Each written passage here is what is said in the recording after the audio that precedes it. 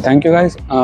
जो आज का टॉपिक है, आप कुछ लोगों के लिए नेगेटिव हो सकता है। आप लोग बोल सकते हैं कि भाई नेगेटिविटी हमको क्यों दे रहे हो, कि हमारा जो फ्यूचर है, हम जो सोच रहे हैं कनाडा यहाँ आने का, सेटलमेंट होने का, तो उसके लिए आप इतना नेगेटिविटी क्यों शो कर रहे हो। आपको थोड़ा सा ऑप्टिमिस्टिक होना चाहिए। आपको थोड़ा सा मैं जिस तरीके से पिछली वीडियो में मैंने शेयर किया था कि लोग कनाडा क्यों आना चाहते हैं, उस तरीके से पॉजिटिविटी दूँ। इस तरीके से नेगेटिविटी देने का मेरा मन नहीं है, लेकिन जनरली कुछ टाइम से ये वीडियोस भी बहुत वायरल हो रही है लोगों की। और कई जो यूट्यूबर्स है, एक यूट्यूबर जो हैं जिन्होंने रिसेंटली वर्क परमिट में आकर के जो दुबई मूव किए, तो कई लोग ऐसा हो रहा है, कुछ बातें हो रही है कि भाई लोग कनाडा छोड़ करके क्यों जा रहे हैं।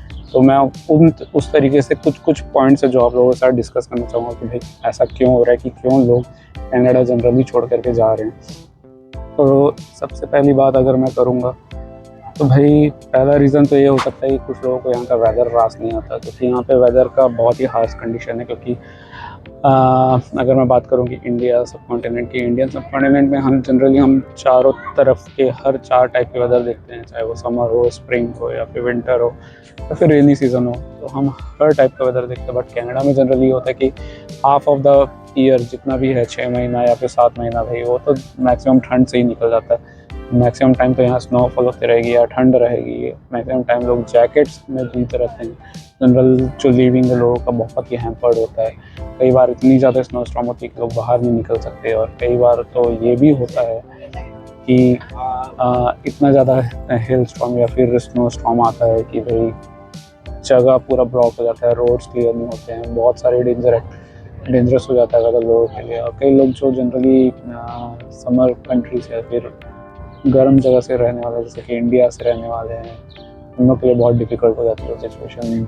जैसे जनरली की जो सेंट्रल इंडिया से या फिर साउथ इंडिया साइड से, उन लोग के लिए मुश्किल हो जाती है जनरली। तो फिर लोग क्या कंसिडर नहीं करते ऐसे ठंडी जगह में रहने का। बट अब अगर मैं बात करूँ अभी जो प्रेजेंट कंडीशन है वेदर की, तो भाई बहुत ही खूबसूरत है।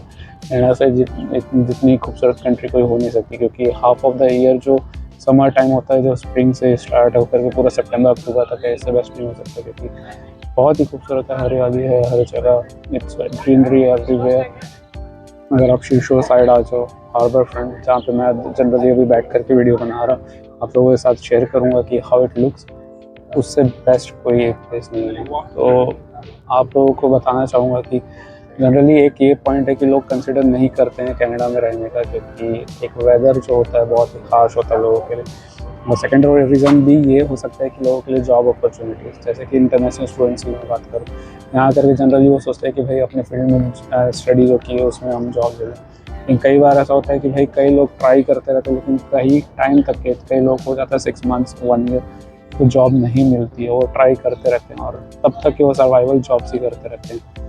फिर उनके पीआर के फाइलिंग में उनको प्रॉब्लम आ जाती है कि भाई उनको अपने फील्ड में जॉब नहीं मिली है, तो पीआर की फाइलिंग कैसे लगाएंगे, क्योंकि उनका एक्सपीरियंस नहीं बन रहा है जिस तरीके से वो पॉइंट्स बना सके। तो ये भी एक कई गुना ज़्यादा रीज़न है। और न्यू इमिग्रेंट्स की बात करूँ, तो भाई वो सोचते हैं कि यहाँ करके जो जनरली अच्छे लेवल में वो जॉब कर रहे थे, जिस पे लेवल में वो इंडिया में या फिर अपने होम कंट्री में जॉब कर रहे थे, वो आकर के उनको सेम लेवल में यहाँ पे भी मिल जाए। लेकिन वैसा नहीं होता है। कई लोगों के साथ वैसा होता है, स्टार्टिंग में कोई भी आकर के यहाँ पे सर्वाइवल जॉब नहीं करना चाहता है। कई लोगों की मेंटालिटी होती है कि भाई मैं लेबर जॉब क्यों करूँ, जब मैं वहाँ पे मैनेजर लेवल पर जॉब कर रहा हूँ या फिर एग्जीक्यूटिव लेवल में जॉब कर रहा हूँ, मैं यहाँ पे लेबर जॉब क्यों करूँ, क्योंकि हमारी वो मेंटालिटी चेंज नहीं होती है। लेकिन भाई आपको ये थिंकिंग रख के आनी पड़ती है यहाँ पे कि आप किसी भी नई कंट्री में जाओगे, आपको स्टार्ट फ्रॉम स्क्रैच जीरो से करना पड़ता है। तो उसके लिए आपको इनिशियल टाइम में आपको मेंटालिटी रखनी पड़ेगी कि यहाँ पे भाई आकर के लेबर जॉब हो या फिर आपको किसी भी टाइप की जॉब मिले, चाहे ऊबर करना पड़े भाई, वो तो करना पड़ेगा, क्योंकि आपको अपना कॉस्ट लिविंग एक्सपेंसेस का कवरेज करना है,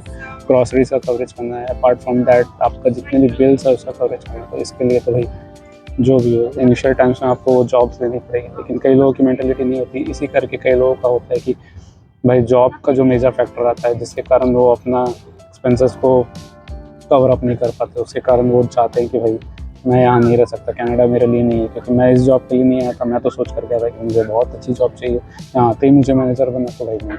क्योंकि आप अगर मैनेजर, अगर समझ लीजिए कि आप अकाउंटिंग मैनेजर, ज़रूरी नहीं है कि यहाँ पे आपको मैनेजर लेवल का ही जॉब मिल जाए।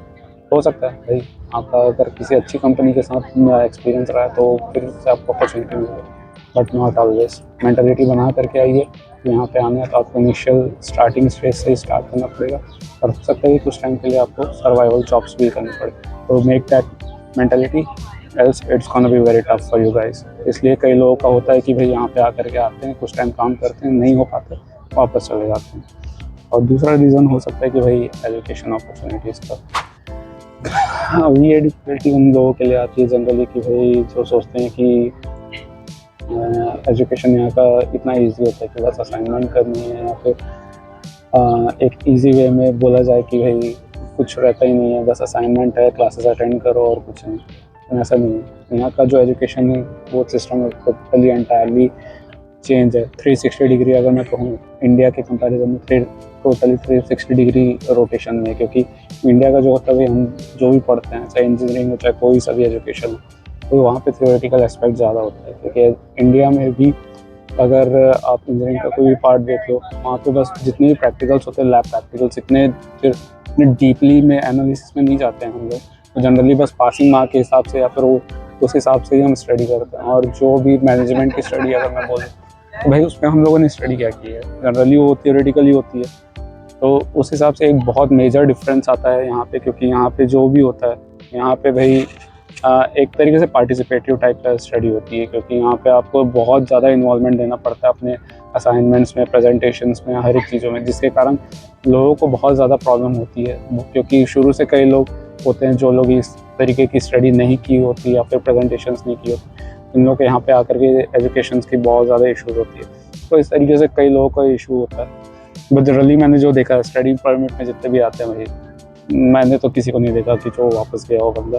यहाँ पे सब आते हैं अपने हिसाब से, सब एडजस्ट कर लेते हैं। स्टडी का तो मुझे नहीं लगता कि इतना मेजर फैक्टर हो कि यहाँ पे आकर के लोग ना करने से। हाँ, एक चीज़ का प्रॉब्लम है कि भाई इंटरनेशनल स्टूडेंट्स के लिए फ़ीस यहाँ पे बहुत ज़्यादा है। अगर डोमेस्टिक स्टूडेंट्स के हिसाब से यहाँ पे कंपैरिजन करूँ, भाई हम लोग थ्री टाइम्स ज़्यादा डोमेस्टिक स्टूडेंट्स के हिसाब से फ़ीस देते हैं, तो वो बहुत एक मेजर फैक्टर मैं बोल सकता हूँ भाई। लेकिन कोई जाता नहीं, स्टडी परमिट में आकर के यहाँ सब मेहनत करते हैं, स्टडी भी कंप्लीट करते हैं, अपनी फ़ीस भी निकालते हैं और सब कंप्लीट करते हैं। So that's there.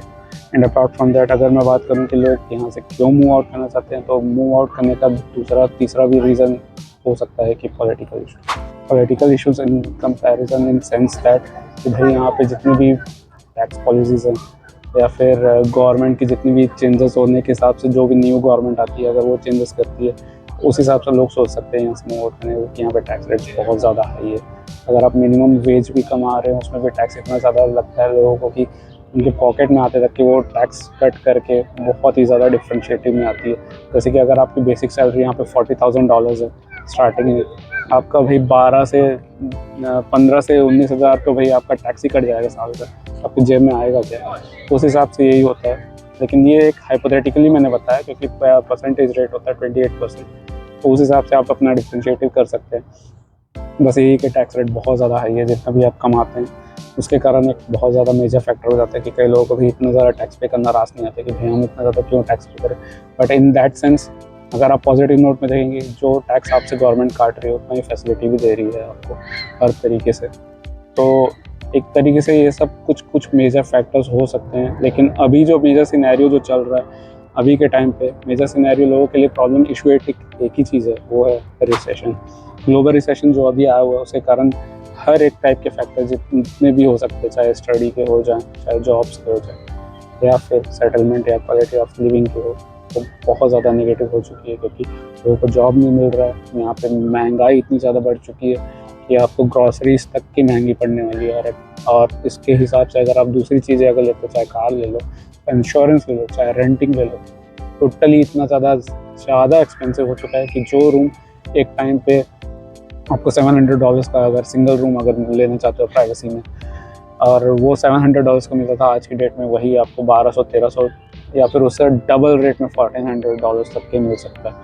सो एक ये एस्पेक्ट है जो मैं आप लोगों के साथ शेयर करना चाहता था। अभी मेन पॉइंट ये है कि भाई जो नेगेटिव पॉइंट्स मैंने जो जनरल टर्म्स में बताए हैं वो तो रहेंगे, बट रिसेशन के कारण वो इतने ज़्यादा एलिवेट हो चुके हैं, इतना हाई लेवल हो चुका है कि भाई वो किसी को भी यहाँ पे आकर के वो नेगेटिव ही लगेगा।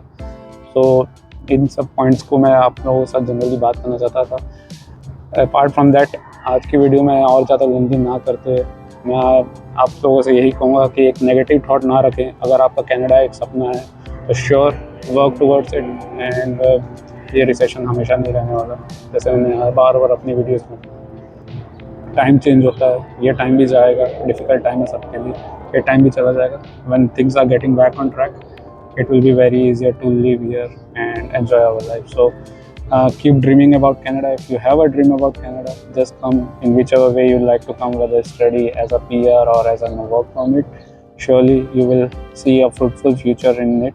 And इसी पॉजिटिव नोट के साथ मैं आज वीडियो बंद करना चाहता हूँ। और अगर आपको वीडियो अच्छी लगी तो please like my video and subscribe to my channel. और इसी तरीके से मैं इन्फॉर्मेटिव वीडियो आप लोगों के लिए बताऊँगा।